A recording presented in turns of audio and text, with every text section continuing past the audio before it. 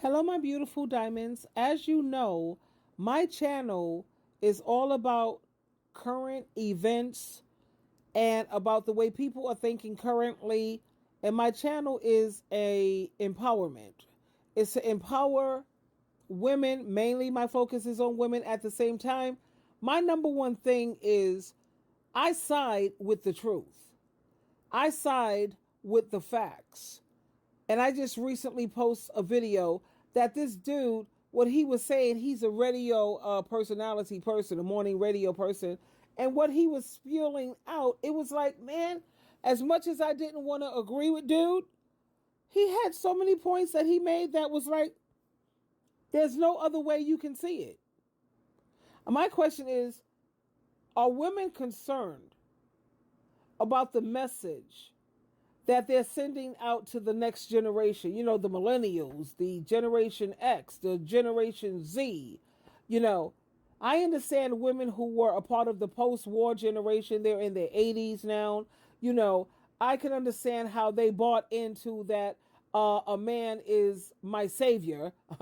Forget the heck about Jesus Christ. No, this man is going to be my provider, my protector, my leader, and my teacher. You know, post-war, 80-year-olds and above, if you will, we understand that how they bought into the male patriarchy. How do you explain this when it comes to the millennials, Generation Z, even Generation X? How is it that with all the information that they have out here, that women are still sleepwalking? They're still, you know, stuck on stupid, and I don't mean to be disrespectful. I couldn't think of any way to season that or saute it or sugarcoat it, but it's stuck on stupid. What's wrong?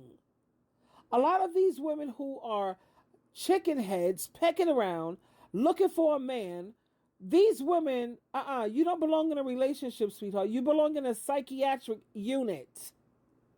A lot of these women are not emotionally and mentally healthy.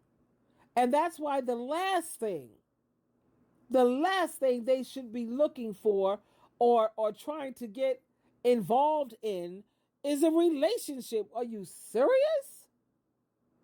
Now I'm going to play this clip again because, you know, if I didn't play this for you, you wouldn't believe it. You know, but what he is saying, this radio personality, morning show person, what is his radio show? Because I'm getting this information off of Julius Lutz TikTok. But, oh my God, listen up, ladies.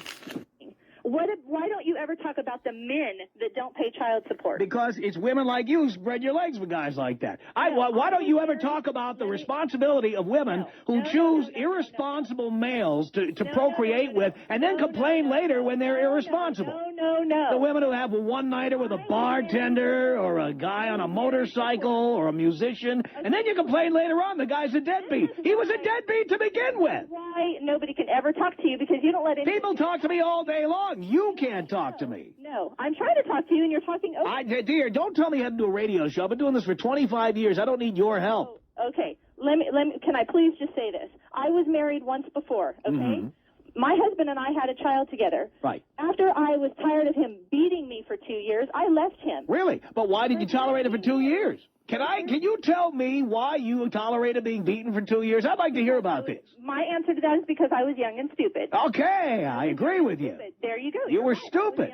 No doubt about it. And now what are you going to complain that he doesn't pay child support? A guy who beat you for 2 years? Imagine that. The guy is irresponsible. Right. He beat me for 2 years, and now that deadbeat doesn't pay. So why is it my... There's your big concern. Now we see why you're so upset about this. You chose a manifestly irresponsible, violent individual to procreate with. Then you're amazed that the guy doesn't send you child support. He didn't beat me until you're still, you know what, dear? You were young and stupid. Now you're old and stupid. I mean, you're still stupid. Yeah. Oh, my God. You are still stupid. You expect a guy who beat you for 2 years now to suddenly become responsible. I cannot even believe you're insane. It is unbelievable. Now, I really appreciated the fact that, yes, you were young and stupid, and we already know her reasoning behind why she stayed, because I loved him. Yeah, whatever, honey. You didn't love that man because, first of all, you can't love anyone until you learn to love yourself. And how do you know when you love yourself? You're not going to put up with garbage and crap. You know, I did research, and this is true because you know how I get down. I did research. I looked at the numbers, the stats, all the above, if you will. And you know what I found? They said that ebony women, black women, out of all the other races of women, ebony women have the highest self-esteem. You know why you know how you can tell how high your self-esteem is and why that comment was made throughout research and studies? Because ebony women, you can tell your level of self-esteem based on what you're willing to put up with, what you're willing to tolerate. And that has nothing to do with patience and love and kindness. A lot of this has to do with codependency, trauma bonding.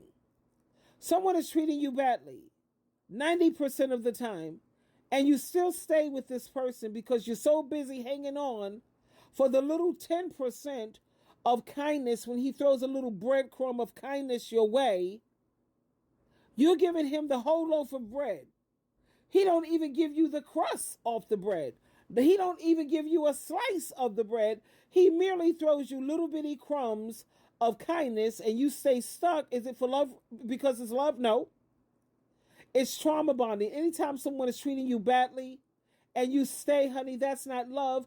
You're just so busy focusing on the past of when he did this nice thing for me. I remember when he did this.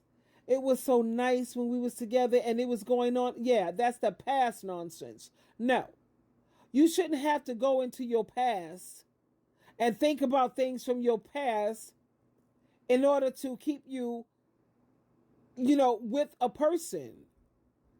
This should be going on for a day-to-day basis, on a regular basis, consistently, when he's treating you like a queen. Because he wants to be treated like a king. You know what I'm saying? A man is supposed to set the example. He takes the lead. You set the example and the women and children will follow.